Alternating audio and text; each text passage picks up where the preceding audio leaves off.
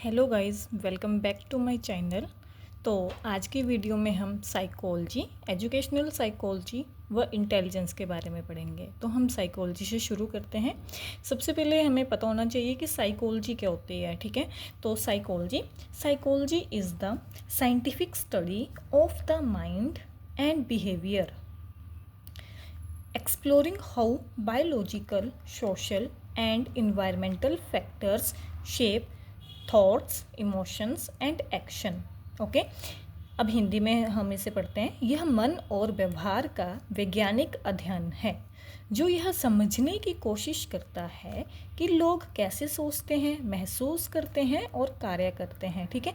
Psychology क्या है? Psychology हमारे मन और व्यवहार की स्टडी है, ठीक है। जब हम अपने माइंड को, अपने बिहेवियर को स्टडी करते हैं, ठीक है, हम क्या फील करते हैं, हम कैसे कार्य करते हैं, हम क्या सोचते हैं, जब हम इन चीज़ों को समझते हैं तो उसी को ही साइकोलॉजी कहते हैं। ओके, साइकोलॉजी वर्ड जो है आपका वो कहाँ से ड्राइव्ड हुआ है? साइके से, ठीक है। साइके का अर्थ होता है साउल एंड लाइफ। साउल होता है आपका आत्मा एंड लाइफ होता है जीवन। एंड लोगस मीन एक्सप्लेनेशन, वर्णन। ओके, तो psychology derived from psyche means soul and life, and logos means explanation. Okay, Wilhelm Wundt established the first psychology laboratory in 1879. ठीक है, जो विलहेल्म बुंट थे उन्होंने फर्स्ट साइकोलॉजी लेबोरेटरी एस्टेब्लिश की थी इन 1879 at the university of Leipzig in Germany. ठीक है, जर्मनी में जो लिपजिंग यूनिवर्सिटी है वहाँ पे उन्होंने फर्स्ट साइकोलॉजी लेबोरेटरी जो थी एस्टेब्लिश की थी। यह बहुत इंपॉर्टेंट क्वेश्चन है जो पेपर में अक्सर पूछा जाता है, ठीक है, कि आपकी फर्स्ट साइकोलॉजी लेबोरेटरी थी वो कहाँ पे थी और कब एस्टेब्लिश हुई थी, ठीक है। तो आपको याद रखना है कि जो हमारी फर्स्ट साइकोलॉजी लेबोरेटरी थी वो कब एस्टेब्लिश हुई थी? 1879 में, ठीक है। और यूनिवर्सिटी का नाम था लिपजिंग, और लिपजिंग यूनिवर्सिटी आपकी जर्मनी में है, ठीक है। एंड आल्सो विलहेल्म बुंट को जो है फादर ऑफ एक्सपेरिमेंटल साइकोलॉजी भी कहा जाता है, ठीक है, प्रयोगात्मक मनोविज्ञान, उसके फादर भी कहा जाता है विलहेल्म बुंट को। ओके, अब नेक्स्ट हम डिस्कस करेंगे कि जो commonly psychology has 4 main types, ठीक है।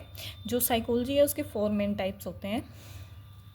सबसे पहले है आपका क्लिनिकल साइकोलॉजी, जिसको हिंदी में कहा जाता है नैदानिक मनोविज्ञान, ठीक है। क्लिनिकल साइकोलॉजी को कहा जाता है नैदानिक मनोविज्ञान। क्लिनिकल साइकोलॉजी में जो है हमारा मेंटल हेल्थ ट्रीटमेंट से रिलेटेड होती है ये जो क्लिनिकल साइकोलॉजी है हमारी। And second one is cognitive psychology. Cognitive psychology को हिंदी में कहा जाता है संज्ञानात्मक मनोविज्ञान। ये आपके मेंटल प्रोसेस से रिलेटेड होती है, हमारे मेंटल हेल्थ से रिलेटेड जो भी प्रोसेस होती है वो कॉग्निटिव साइकोलॉजी में इंक्लूड होती है। And third one is behavioural psychology, ठीक है, इसको बोलते हैं व्यवहारात्मक मनोविज्ञान, जो आपकी ऑब्जर्वेबल एक्शन से रिलेटेड होती है। And next is biopsychology. Biopsychology को बोलते हैं जैव मनोविज्ञान, ये आपका ब्रेन बिहेवियर लिंक होता है। ओके, अब नेक्स्ट है हमारा एजुकेशनल साइकोलॉजी। एजुकेशनल साइकोलॉजी, ठीक है, एजुकेशनल साइकोलॉजी मीन्स जब साइकोलॉजी को हम एजुकेशन से रिलेट कर देते हैं, एजुकेशन के साथ उसको जोड़ देते हैं, तो वो क्या बन गई? एजुकेशनल साइकोलॉजी, शिक्षा मनोविज्ञान। एजुकेशनल मीन्स शिक्षा एंड साइकोलॉजी मीन्स मनोविज्ञान। यह मनोविज्ञान की वह शाखा है जो सीखने की प्रक्रिया और शिक्षण विधियों का वैज्ञानिक अध्ययन करती है, ठीक है। यह मनोविज्ञान की वह शाखा है जो सीखने की प्रक्रिया कि हम कैसे सीखते हैं और शिक्षण विधियों का वैज्ञानिक अध्ययन करती है, ठीक है, ताकि छात्रों की शैक्षिक सफलता और उनके सीखने के अनुभव को बेहतर बनाया जा सके, ठीक है। आजकल एजुकेशनल साइकोलॉजी बहुत इम्पोर्टेंट है, ठीक है। अगर हम बच्चों के बिहेवियर के बारे में हमें पता नहीं होगा, हम बच्चों की थिंकिंग के बारे में पता नहीं कर सकते हैं, तो एक टीचर के लिए जो है एजुकेशनल साइकोलॉजी बहुत ज़रूरी है। उसको बच्चे के बारे में पता होना चाहिए कि बच्चा कैसे सीखता है, उसका मेंटल हेल्थ कैसा है, ठीक है, उसका बिहेवियर कैसा है, ठीक है, तभी वह जो है एक स्टूडेंट को अच्छी एजुकेशन प्रोवाइड करवा सकता है, ठीक है। तो ये एजुकेशनल साइकोलॉजी यहाँ तक आपको समझ आ गया होगा। एंड नेक्स्ट है हमारा इंटेलिजेंस। इंटेलिजेंस, इंटेलिजेंस होती है बुद्धि आपकी, इंटेलिजेंस को बोलते हैं बुद्धि, ठीक है। Intelligence is derived from word intelligere, ठीक है। इंटेलिजेंस जो आपका वर्ड है वो इंटेलिजेयर से डेराइव्ड हुआ है, विच मीन्स टू अंडरस्टैंड, जिसका अर्थ होता है समझना, ओके। इंटेलिजेंस जो है आपका एक लैटिन वर्ड है, ओके, समझ आ गया। आगे है टाइप्स ऑफ इंटेलिजेंस, ठीक है। अब जनरल टाइप्स जो हैं इंटेलिजेंस के वो 3 टाइप्स हैं, जैसे एबिलिटी टू एडजस्ट, इसको हिंदी में बोलते हैं समायोजन की योग्यता, ओके। एंड सेकंड है एबिलिटी टू लर्न, इसका हिंदी में मीनिंग होता है सीखने की योग्यता। And third one is ability to carry on abstract thinking, अमूर्त चिंतन की योग्यता। ये जो है इंटेलिजेंस के 3 टाइप्स हैं, जनरल टाइप्स हैं ये इंटेलिजेंस के, okay. And according to Thorndike there are 3 types of intelligence, and Thorndike के अकॉर्डिंग जो है इंटेलिजेंस के कितने टाइप्स हैं, 3 टाइप्स हैं। एंड नंबर 1 है आपका कंक्रीट इंटेलिजेंस, नंबर 2 है आपका abstract intelligence, and third one है सोशल इंटेलिजेंस। इनका हिंदी में भी लिखा हुआ है। कंक्रीट इंटेलिजेंस होता है आपका मूर्त बुद्धि, एंड अब्स्ट्रैक्ट इंटेलिजेंस होती है आपकी अमूर्त बुद्धि, सोशल इंटेलिजेंस आपकी होती है सामाजिक बुद्धि, एंड कंक्रीट इंटेलिजेंस को also known as mechanical intelligence. Concrete जो आपकी इंटेलिजेंस है इसको मैकेनिकल इंटेलिजेंस भी कहा जाता है, ठीक है। कंक्रीट आगे हम इनको अच्छे से एक्सप्लेन करेंगे कि कंक्रीट, एब्स्ट्रैक्ट, सोशल इंटेलिजेंस में क्या क्या इंक्लूड होता है। अब थॉर्नडाइक का पूरा नाम E.L. थॉर्नडाइक, ठीक है, जो कहाँ से बिलोंग करते हैं, अमेरिका से बिलोंग करते हैं। जो आपके E.L. थॉर्नडाइक है वो अमेरिका से बिलोंग करते हैं, and also known as father of educational psychology. इनको फादर ऑफ एजुकेशनल साइकोलॉजी कहते हैं, एंड इनको also known as father of animal psychology. Animal psychology means पशु मनोविज्ञान, इनको एनिमल साइकोलॉजी के फादर भी कहा जाता है, ओके। ये भी इंपॉर्टेंट क्वेश्चन है, पेपर में अक्सर पूछा जाता है कि एजुकेशनल साइकोलॉजी के फादर कौन हैं, तो आपको पता होना चाहिए कि एजुकेशनल साइकोलॉजी के फादर E.L. थॉर्नडाइक हैं, एंड एनिमल साइकोलॉजी के फादर भी कौन है, E.L. थॉर्नडाइक, और E.L. थॉर्नडाइक बिलोंग करते हैं अमेरिका से, ओके। तो अब हम एंड आल्सो कि थॉर्नडाइक ने कौन सी थ्योरी दी हुई है, तो ये भी आपको पता होना चाहिए कि थॉर्नडाइक ने जो है ट्रायल एंड एरर थ्योरी दी है, okay. Thorndike give trial and error theory, ठीक है। अब हमने जो थॉर्नडाइक के अकॉर्डिंग टाइप्स इंटेलिजेंस के जो पढ़े उनको हम अच्छे से अब डिस्क्राइब करते हैं। फर्स्ट वन था आपका कंक्रीट इंटेलिजेंस, जिसको हिंदी में बोलते हैं मूर्त बुद्धि, ओके। तो it refers to the ability to understand and work with concrete, tangible and physical concept, okay.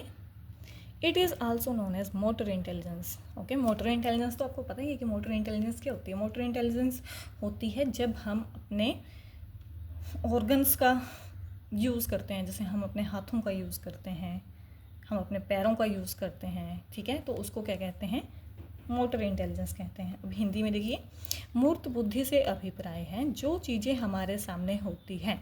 मूर्त का मतलब प्रत्यक्ष, ठीक है, जिन चीज़ों को हम देख रहे हैं मतलब, और उनका हम सोल्यूशन भी कर रहे हैं, ठीक है, उसको हम मूर्त इंटेलिजेंस कहते हैं। मूर्त का मतलब प्रत्यक्ष, जिन चीज़ों को देखकर हम कार्य करते हैं मूर्त बुद्धि के अंतर्गत आते हैं। जैसे मैकेनिक क्या करता है, अगर आपके घर में कोई चीज़ ख़राब हुई हो तो मैकेनिक क्या करता है, अपने हाथों का इस्तेमाल करता है, ठीक है, अपनी बुद्धि का इस्तेमाल करता है, और क्या कर रहा है उसको, एंड प्रत्यक्ष है उसके पास वो चीज़, उसके हाथों में है वो चीज़, प्रत्यक्ष वो देख रहा है उस चीज़ को, ठीक है, अपने हाथों से वो उसको उस चीज़ पे कार्य कर रहा है, ठीक है। एंड कारीगर क्या होता है, कारीगर जैसे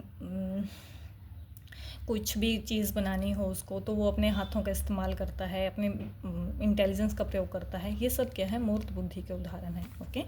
एंड सेकंड वन है is abstract intelligence. Abstract intelligence, the ability to understand and manage ideas verbal and mathematically symbols. This type of intelligence is acquired by study of books and related literatures.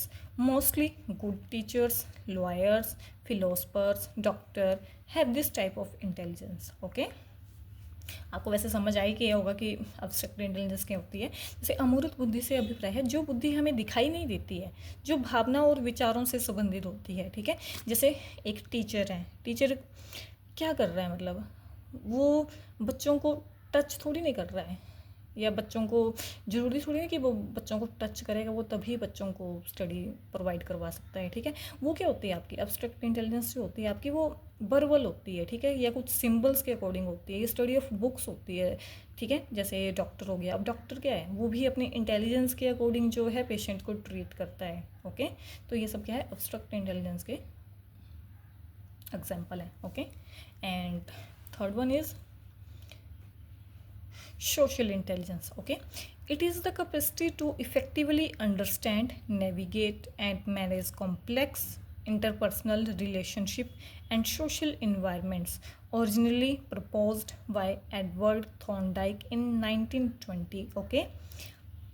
Social intelligence and ability to read social cues, Hindi में आगे explain करते हैं इसको। Social intelligence होती है जब हम समाज के बारे में सोचते हैं, जब हम समाज की बातों को समझते हैं, लोगों की बातों को समझते हैं, उन्हें क्या चाहिए, जब हम उसके बारे में सोचते हैं, ठीक है।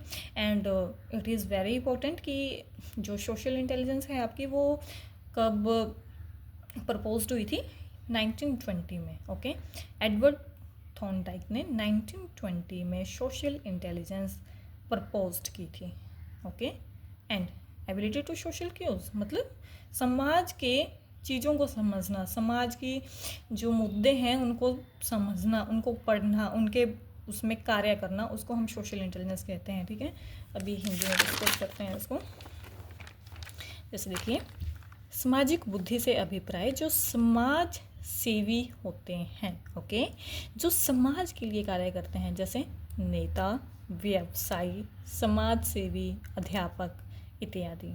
जैसे नेता लोग होते हैं वो क्या करते हैं, समाज के लिए कार्य कर रहे हैं ना, लोगों की बातों को समझते हैं, लोगों के घर जाते हैं, उनकी जो समस्याएं हैं उनको हल करते हैं, तो वो क्या है, सोशल इंटेलिजेंस है आपके, ओके।